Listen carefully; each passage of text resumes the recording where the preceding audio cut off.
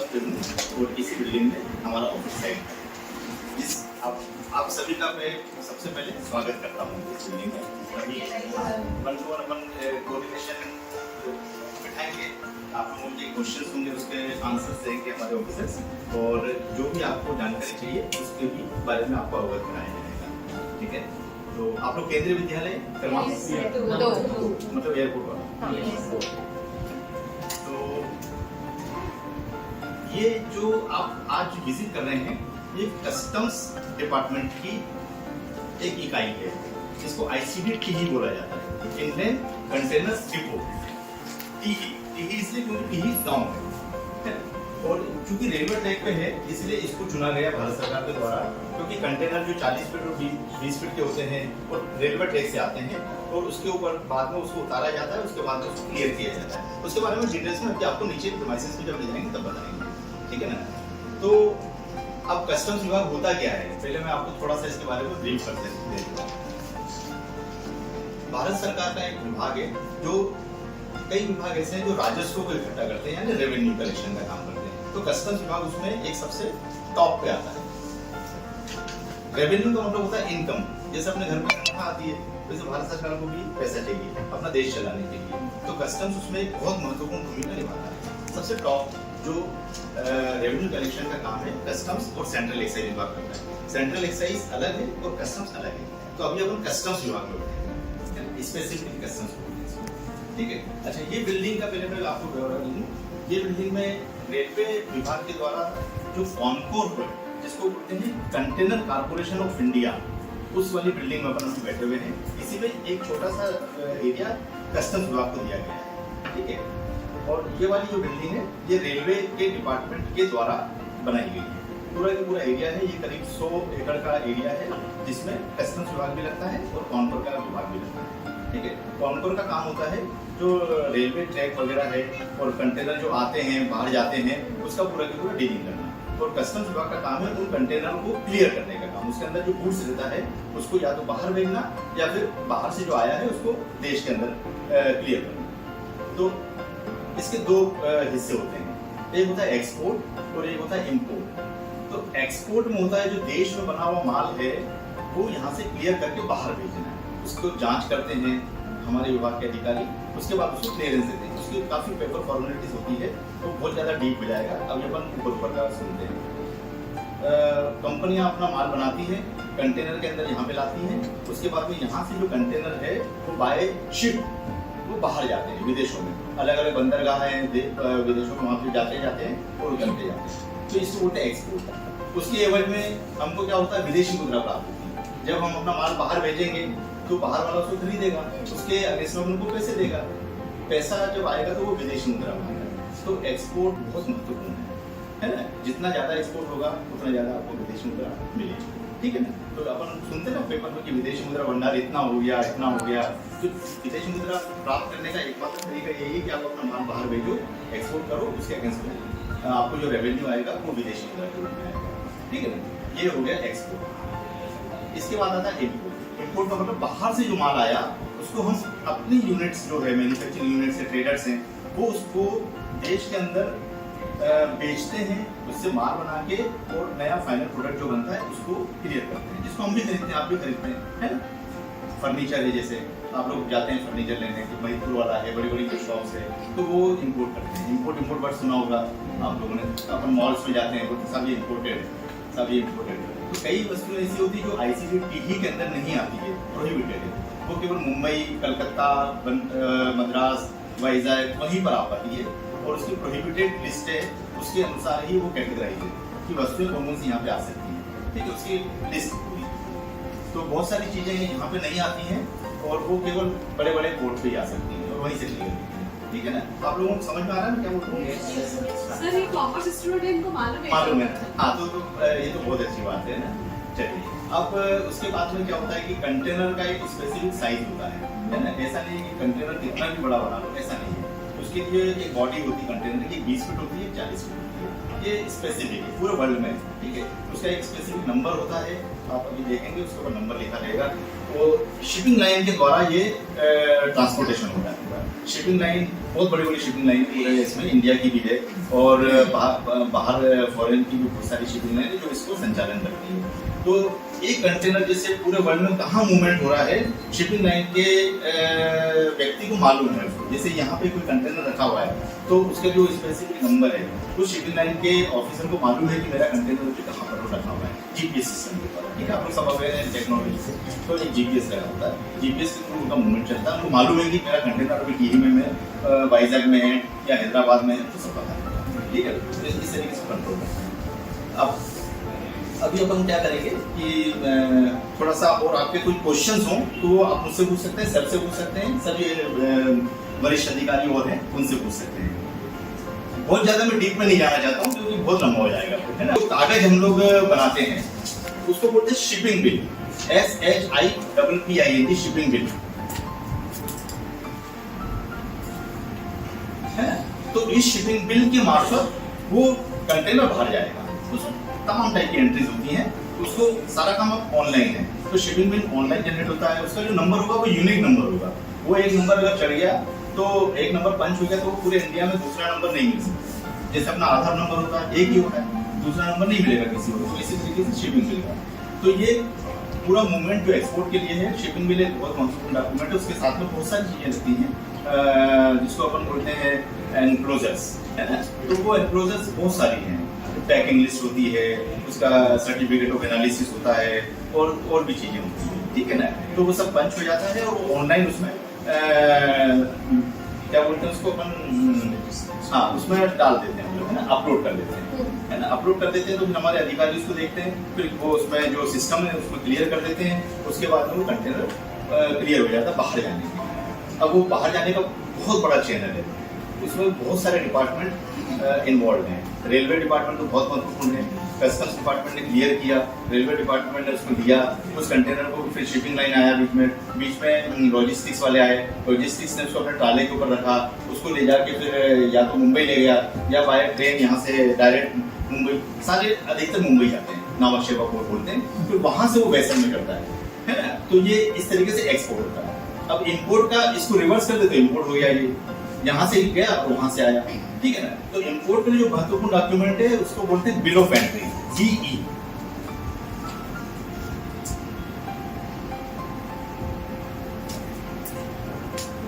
Bill of entry, ठीक है, ये पूरे वर्ल्ड में यूनिक है, सबको मालूम है। जैसे यूएस में भी अगर आप देखेंगे बिल ऑफ एंट्री क्या है तो उसको भी मालूम है, जर्मनी वाले को भी मालूम है, जापान वाले को भी मालूम है, सबको मालूम है। ठीक है, इसका भी एक यूनिक नंबर होता है। तो जब इंपोर्ट होता है तो वो जो उसके इंपोर्टर है वो अपना एक बिल ऑफ एंट्री फाइल करेगा कॉनकोर के पास में, कस्टोडियन बोलते हैं जिसे, है ना, उसके पास में बिल ऑफ एंट्री रजिस्टर करवाएगा कि मेरा ये माल आने वाला है। माल आया, अभी कस्टम्स डिपार्टमेंट बीच में नहीं आया इसमें, अभी वो बिल ऑफ एंट्री लेके और उसको वो करेगा पूरे उसमें एंट्रीज करके उसको कस्टोडियन को बोलेगा कि मेरा ये माल आया है। तो उसके बाद में फिर वो बिल ऑफ एंट्री का रजिस्ट्रेशन होगा, गुड्स का रजिस्ट्रेशन जिसको बोलते हैं, फिर उसको एक निर्धारित एक नंबर दे दिया जाएगा, वो अपने आप से ऑटो आता है। ठीक है, उसके बाद में फिर कस्टम्स डिपार्टमेंट अब सामने आता है। अब कस्टम्स डिपार्टमेंट का काम ये है कि वो बिल ऑफ एंट्री लेके जो इम्पोर्टर हमारे पास में आया ऑनलाइन, है ना, तो हम उसको देखेंगे, जांचेंगे, परखेंगे, पहले देखते हैं कि उसमें क्या क्या चीज है। अगर कोई प्रोहिबिटेड है तो उसको वहीं की वहीं रोक लिया जाता है कि इसको हम जांच करेंगे, है ना। उसके बाद देखेंगे कि क्या ये सही है कि नहीं है, देश में खपने लायक है कि नहीं है। अगर कोई एडिबल है तो सबसे पहली बात होती है कि उसको टेस्टिंग के लिए भेजा जाता है, सैंपल निकाल के कि भाई ये जैसे मान लो काली मिर्ची है ना, अब काली मिर्ची मान लो कि बिना टेस्टिंग के दे दिया और वो काली मिर्ची अगर खराब निकली तो परेशानी आ सकती है पूरे देश में, है ना। तो इसलिए उसका टेस्टिंग करवाना जरूरी है। तो ऑथराइज्ड लेबोरेटरी से सैंपल निकाल के उसको भेजा जाता है, रिपोर्ट आ जाती है, उसमें अगर रिपोर्ट आया कि fit for human consumption, by default उसको क्लियर कर देते हैं। ठीक है, तो इस इन बिटवीन क्या होता है, 1 दिन 2 दिन 3 दिन लग जाते हैं। तो बड़ा महंगा सौदा है एक्चुअल में ये। जब इम्पोर्ट होता है तो एक तो उसने माल लिया, सामने वाले को पेमेंट करना, दूसरी बात फिर यहाँ पर कंटेनर रखा, उसका जो डेमरेजेस चार्जेस भी लगता है। एक सर्टेन टाइम लिमिट होता है 5 दिन, 5 दिन तक वो कर सकता है। उसके बीच में बहुत जल्दी जल्दी काम करता है इम्पोर्टर और कस्टम्स डिपार्टमेंट, ताकि वो कंटेनर यहाँ से क्लियर हो जाए। इन बिटवीन वो टेस्ट रिपोर्ट वगैरह वगैरह बहुत लंबी चैनल है ना। तो अब इसमें इम्पोर्ट में जैसे मैंने बताया विदेशी मुद्रा तो हो गया अपना, अब इम्पोर्ट में क्या हुआ, अपन खर्चा कर रहे हैं, अपना जो इम्पोर्टर है वो खर्चा कर रहा है, ठीक है ना, तो उसका रेवेन्यू बढ़ रहा है, इसका इसने लिया है ना, उसने बेचा, उसका तो एक्सपोर्ट हो गया, अपना इम्पोर्ट हो गया, तो अपना पैसा आ गया, है ना, रिवर्स हो गया। तो ये चीज होती है, ये बिल्कुल ऐसा वाइस वर्सा चलता है, एक्सपोर्ट इम्पोर्ट एक्सपोर्ट, ठीक है। तो ये कोई 40 फीट कंटेनर 20 फीट कंटेनर उसी में माल आता है, वही रेलवे के द्वारा आएगा, हम लोग देखेंगे उसको, है ना, फिजिकली उसको दरवाजा खोलते हैं। अच्छा, इसमें एक महत्वपूर्ण चीज है, सारे कंटेनर जब कंटेनर के दरवाजे को बंद करते हैं तो उसमें एक सील लगती है, तो सील बड़ी यूनिक होती है, वो वन टाइम सील होती है ना, वन टाइम सील, वो ऐसी होती है कि अगर एक बार उसको लगा दिया ना तो अपन उसको खोल नहीं सकते, फिर उसको काटना होता है, और एक बार सील कट गई तो वो खत्म नहीं, ठीक है ना, कि आप लोग फिजिकली इसको देखेंगे। उसके बाद में क्या होता है कि वो सील एक बार कट गई तो सारी जवाबदारी कस्टम्स की हो गई, कस्टम्स के ऑफिसर ने सील काट दी, तो अब वो है ना इम्पोर्टर और जो कस्टम अधिकारी है पूरा की पूरा उनके उसमें कस्टडी में है, ठीक है ना। अब वो कस्टम्स देखेगा खोल के कि क्या चीज है क्या चीज नहीं है, फिट फॉर ह्यूमन कंजम्पशन है या यहाँ के लिए उपयोगी है, तो उसको बिल्कुल बिना किसी हिचक के उसको क्लियर कर देगा, और उसकी जो टैरिफ वैल्यू के हिसाब से उसकी जो ड्यूटी बनती है वो उसी समय चालान के द्वारा RTGS या जो भी है साधन उसके द्वारा वो इम्पोर्टर भर देता है, और भारत सरकार को तो ड्यूटी आ गई, है ना, तो इम्पोर्टर का पैसा थोड़ा सा चला गया और माल आ गया उसके पास में, वो प्रोडक्शन करके उसका फाइनल प्रोडक्ट बना के बेच देगा उसको, या तो DTA में बेचेगा, डोमेस्टिक टैरिफ एरिया में, या वापस उससे एक्सपोर्ट कर देगा बना के, ठीक है ना। तो ये हो गया इम्पोर्ट, तो ये बेसिक काम हम लोग यहाँ पे करते हैं, है ना। हाँ, ज्यादा स्टाफ नहीं है हमारा कुल मिलाकर 10 का स्टाफ। RTGS में रियल टाइम ग्रोस सेटलमेंट, ये बैंक की वर्डिंग से है ना, जैसे आपको मुंबई को फंड भेजना है, 2 लाख रुपए भेजना है, 3 लाख रुपए भेजना है, तो आप ऐसे नहीं भेज सकते, है ना, तो उसी समय मिलना आपको आज की आज में, तो अगर आप चेक काटोगे, चेक जमा करोगे, वो 3 दिन बाद जाके क्लियर होगा मुंबई में, RTGS में उसी दिन चले जाएगा 4 घंटे, है ना। मैं बहुत शॉर्ट में बताता हूँ ना, प्रोहिबिटेड में जैसे आर्म्स एंड एम्युनिशन, जिसको बंदूक देख सकते, ठीक है, और एनिमल कुत्ता बिल्ली, ठीक है। अगर कोई आदमी का वहाँ पे पूरा हो गया है, वो वहाँ पे काम करने गया सरकारी अधिकारी या 5 साल पूरे हो गए, और उसके पास में कोई कुत्ता हो तो क्या नहीं मांगता है, उसकी तमाम टाइप की कंडीशन है, उस कंडीशन को फुलफिल करेगा तो वो लेगा ऐसा। और हाँ, ड्रग्स नहीं ला सकते, ठीक है, बिल्कुल प्रोहिबिटेड, मतलब आप उसके ऊपर चर्चा ही नहीं करना आपको। तो ऐसी फहरिस्त है, वो आप भी देख सकते हैं, है ना, हम जो फहरिस्त देखते हैं वो फहरिस्त आप भी देख सकते हैं, गूगल कर देख सकते हैं। 2016 है, उसमें आप सर्च करेंगे तो प्रोहिबिटेड क्या-क्या आइटम है, लिस्ट ऑफ आइटम्स है जो नहीं ला सकते, है ना। ऐसे आप देखते जाएंगे वो सारी। अगर किसी कंटेनर में मिलेगा एक प्रोहिबिटेड है, उससे क्या होता है, उसको हम कॉन्फिस्केट करते हैं, जैसे हमने देख लिया, मैंने मतलब 5 दिन अपने पास, 5 दिन के बाद डेमरेज चार्जेस चालू हो जाएगा, हमारे ऊपर भी जवाबदारी आती है कि आप दिन क्या कर रहे थे, तो 5वें दिन से 6वां दिन नहीं होना, 6वां दिन होना तो हमको जवाब देना पड़ता है।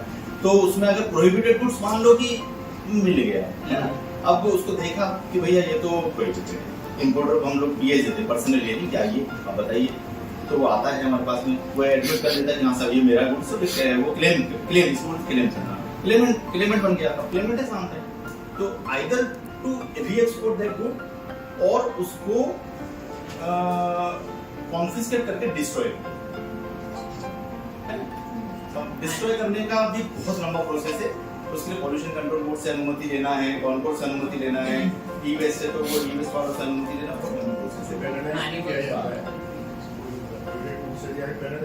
हाँ, उसको हेवी पेनल्टी लगाई जाती है ना, जो इम्पोर्टर है उसने गलती की, शिपिंग लाइन उसने गलती की, उसने कैरी किया पूरा गुड्स, CHA बीच में अभी CHA के बारे में बताऊंगा, CHA जिसको कस्टम्स हाउस एजेंट बोलते हैं, उसने गलती की, क्यों लाया भैया तू प्रोहिबिटेड गुड्स, जब तेरे को मालूम है उस कंटेनर में ये है, मान लो कि उसको नहीं भी मालूम है, आ तो गया ना देश में, तो नहीं आना चाहिए था, कानून में लिखा है, तो सबके सब लोगों को पेनलाइज किया जाता है, पेनल्टी लगाई जाती है, हेवी पेनल्टी, डरते नहीं।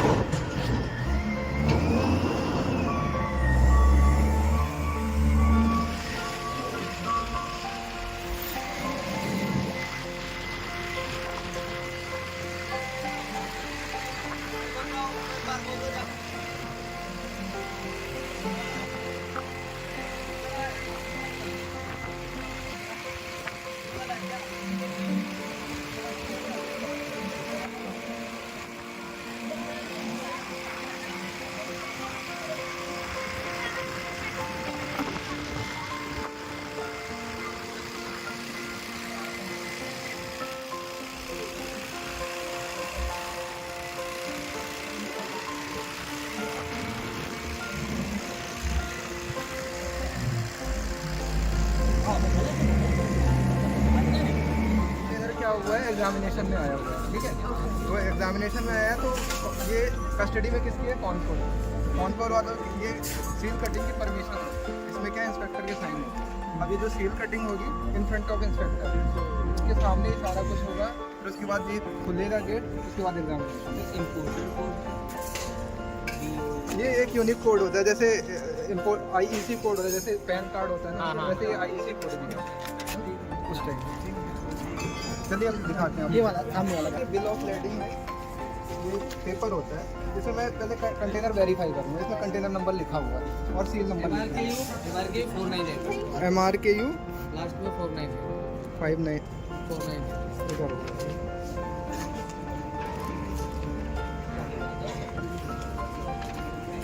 कंटेनर नंबर मिल गया, इसके करेस्पॉन्डिंग सील नंबर लिखी हुई, वहाँ से सील वेरीफाई करें। सील बोलिए सर, लास्ट में 061 पूरा बोलिए।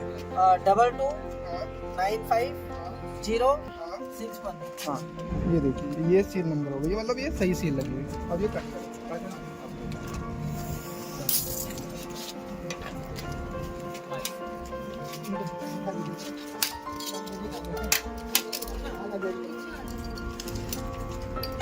सील नीचे से सील निकाल दो।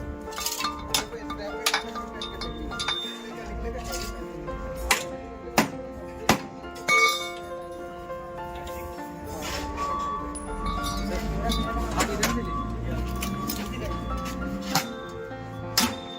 ये ना गिरेगा।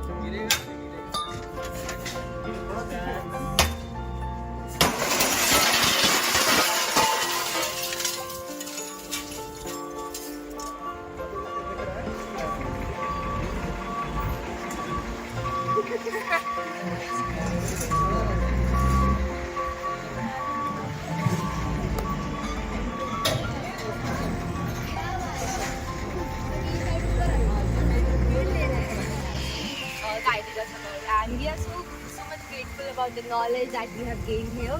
And I thank all the officers and all the staff members who have contributed to this trip, and I'm very grateful. So on the behalf of Kendriya Vidyalaya and our class, firstly, I thank you. और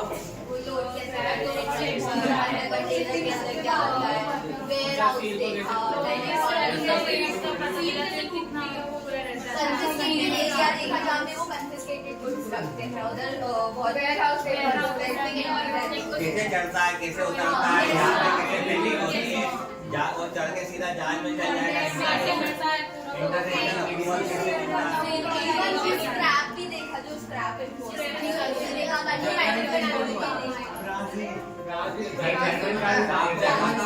हर container तो वो देख नहीं सकते, इसी के अंदर drug abuse होता है, इसके अंदर ही तस्करी होती है।